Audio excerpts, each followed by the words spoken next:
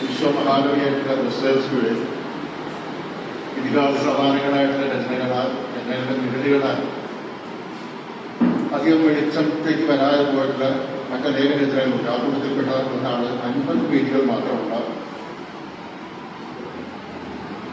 The gentle spirit എന്ന കൃതി. മലയാളത്തിലെ സൗമ്യാത്മാവ്, ഇംഗ്ലീഷിൽ എ മീക്ക് വൺ, ഷീഡ് എന്നുള്ള അർത്ഥത്തിൽ വേറെ കയറ്റി കൂടി വന്നിട്ടുണ്ട്.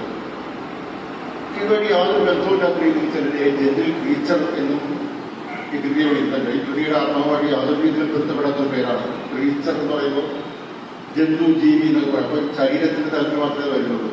ശരിക്കും പറഞ്ഞാൽ ഇത് ആത്മാവിന്റെ തലത്തിലുള്ള പ്രശ്നമാണ്. വൈകാരികവും ആത്മീയവും മാനസികവുമായിട്ടുള്ള അനവധി സങ്കീർണതകളുടെ ഊരാക്കുടുക്കളിൽ നിൽക്കുന്ന ഒരു തീമാണ്. 16 വയസ്സുകാരിയായിട്ടുള്ള ഒരു തയ്യൽക്കാരി സ്വന്തം പൂജാവിഗ്രഹവും മാർവിടത്തിൽ അടുക്കിപ്പിടിച്ച മാളികയുടെ മുകളിൽ നിന്ന് ചാടി ആത്മഹത്യ ചെയ്യുന്ന ഒരു പത്രവാർത്തയുടെ വരികളിൽ നിന്നാണ് ദോസ്തോയെവ്സ്കിക്ക് ഇത്രയും മഹത്തായ ഒരു നോവൽ എഴുതാനുള്ള ബീജം കിട്ടിയത്. ദോസ്തോയെവ്സ്കി പലപ്പോഴും പത്രവാർത്തകളിൽ നിന്ന് ഇത്തരം മഹത്തായ മനുഷ്യരാശി അവസാനിക്കുന്നിടത്തോളം വികസിച്ചുകൊണ്ടിരിക്കുന്ന തന്റെ കൃതികൾക്ക് തന്തുക്കൾ കണ്ടെത്തിയിട്ടുണ്ടെന്ന് പറയുന്നത് വളരെ വിസ്മയജനകമായ വസ്തുതയാണ്. സ്വന്തം മാതാപിതാക്കന്മാരാൽ വഴിപഠിപ്പിക്കപ്പെട്ട കൗമാരക്കാരിയായ ഒരു യുവതി സ്വന്തം വീടിന് 3 തവണ തീ വയ്ക്കുന്ന ഒരു വാർത്തയിൽ നിന്നാണ് ദോസ്തോയെവ്സ്കിയുടെ ഏറ്റവും മഹത്തരമായിട്ടുള്ള ഇഡിയറ്റ് എന്ന നോവലിന്റെ നസ്താഷ ഫിലിപ്പോവ് എന്ന് പറഞ്ഞ കഥാനായികയുടെ ആദ്യ രൂപം ദോസ്തോയെവ്സ്കി സ്വീകരിക്കുന്നത്. സിനിമയിലേക്ക് വരുമ്പോൾ ദോസ്തോയെവ്സ്കിയുടെ എന്നല്ല മറ്റു പല ക്ലാസിക് കൃതികളും സിനിമയിലേക്ക് വന്നിട്ടുണ്ടെങ്കിലും സിനിമയുടെ ഭാഷയും സാഹിത്യത്തിന്റെ ആത്മരൂപവും തമ്മിൽ പലയിടത്തും യോജിക്കുകയും പലയിടത്തും വിയോജിക്കുകയും ചെയ്തുകൊണ്ട് രണ്ടും വ്യത്യസ്ത കലാരൂപങ്ങളായതുകൊണ്ടും എത്രമാത്രം ഇവ തമ്മിൽ ഒരു രമ്യതയിലാവുമെന്നുള്ളത് ഇന്നും ഒരു ചോദ്യചിഹ്നമായിട്ട് അവശേഷിക്കുന്നുണ്ട്. ക്ലാസിക് രചനകൾ മിക്കവാറും വിശുദ്ധാംഗത്തിൽ നിന്നുള്ള മിക്കവാറും എല്ലാ കൃതികളും സെല്ലുലോയിഡിലേക്ക് പകർത്തപ്പെട്ടിട്ടുണ്ട്. ഈ കൂട്ടത്തിൽ എനിക്ക് ഏറ്റവും കൃതിയെ കവച്ചു വയ്ക്കുന്ന രീതിയിലുള്ള ഒരു രചനയായിട്ട് വന്നിട്ടുള്ളത് ഡേവിഡ് ഗ്രീനിന്റെ ഡോക്ടർ ഷിവാഗോ. മറ്റെല്ലാ കൃതികളും പല ചരിത്രന്മാരും പല തലമുറകളിലേക്കുള്ളവരും പല കാലഘട്ടങ്ങളിലായിട്ട് കൃതികളിൽ നിന്ന് നേരിട്ട് പകർത്തുകയും കൃതികളിൽ നിന്ന് പ്രചോദനം ഉൾക്കൊണ്ടുകൊണ്ട് രചനയിൽ ഏർപ്പെടുകയും ചെയ്തിട്ടുണ്ട്. ഈ പ്രചോദനം ഉൾക്കൊണ്ടുവച്ചിട്ടുള്ള മിക്കവാറും പേരും ആ കൃതികളുടെ ഗീതപ്പേരുണ്ടാക്കാൻ ചെയ്തിട്ടുണ്ട്. ഉദാഹരണത്തിന് ഈ കൃതി തന്നെ ബ്രസോൺ ഫിലിം ചെയ്തിട്ടുണ്ട്. അതൊരു പൂർണ്ണ പരാജയമായിട്ടാണ് എനിക്ക് തോന്നുന്നത്. അതിനേക്കാൾ വലിയ പരാജയമായിരുന്നു മണിക്കോട്. 1989 നസർ എന്ന പേരിൽ ഇതെടുത്തിട്ടുണ്ട്. ദോസ്തോയെവ്സ്കിയുടെ ഇഡിയറ്റ് തന്നെ മണിക്കോട് വളരെ മോശമായിട്ട് ചിത്രീകരിച്ചു. ഈ കൂട്ടത്തിൽ 2013 സിംഹള ഭാഷയിലെ പ്രസന്ന ഉത്തനേന്നുള്ള സംവിധായക ഇതേക്ക് സിനിമയാക്കിയിട്ട് അതുകൊണ്ട് ഭംഗിയായിട്ട് കൈകാര്യം ചെയ്തത്.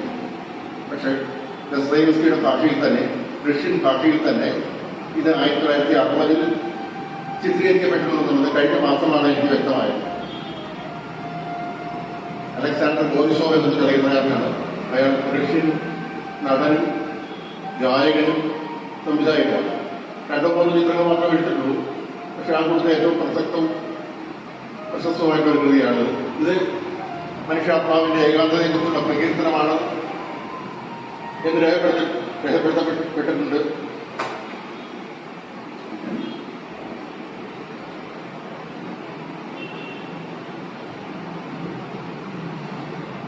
വളരെ കുറച്ച് കഥാപാത്രങ്ങൾ മാത്രമേ ഈ കൃതിയിലുള്ളൂ.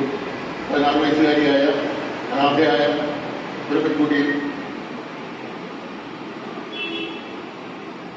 അവളെ വിവാഹം കഴിച്ച പണയപ്പണ്ടം സ്വീകരിക്കുന്ന ഇരുണ്ട ഒരു ഭൂതകാലമുള്ള 41 വയസ്സുകാരനായ ഒരു പുരുഷനാണ് പ്രധാന കഥാപാത്രം.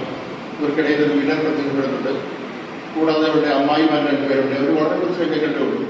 പിന്നെ ഈ പണയപ്പണ്ടക്കാരന്റെ വ്യക്തിയും ഇതിനൊരു പ്രധാന കഥാപാത്രമാണ്.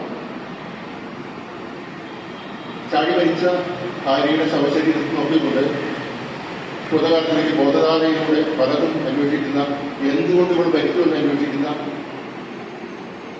ഒരു ആഖ്യാനമാണ് ഇതിന് കൊടുത്തിട്ടുള്ളത്. ഏറെ പ്രകൃതിയോട് പൊരുത്തപ്പെട്ടു പോകുന്ന ഒരു ശൈലിയിലാണ് രചിച്ചിട്ടുള്ളത്.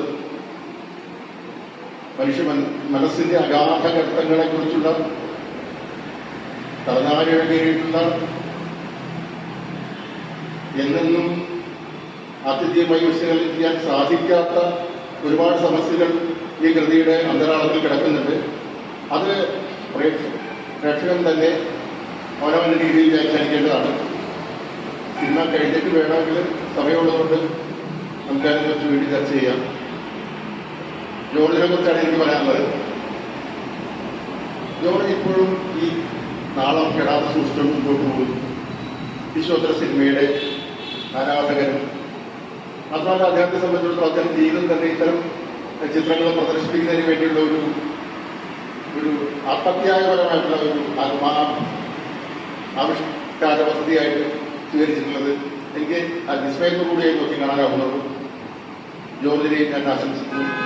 ഈ ചിത്രം കാണാൻ എത്തിച്ചേർന്നിട്ടുള്ള എല്ലാവരും സൂക്ഷ്മമായി മനുഷ്യ ജീവിതത്തെ നോക്കിക്കാണുന്നവരും ചിന്തിക്കുന്നവരാണെന്ന് എനിക്കറിയാം. എല്ലാവർക്കും നമസ്കാരം.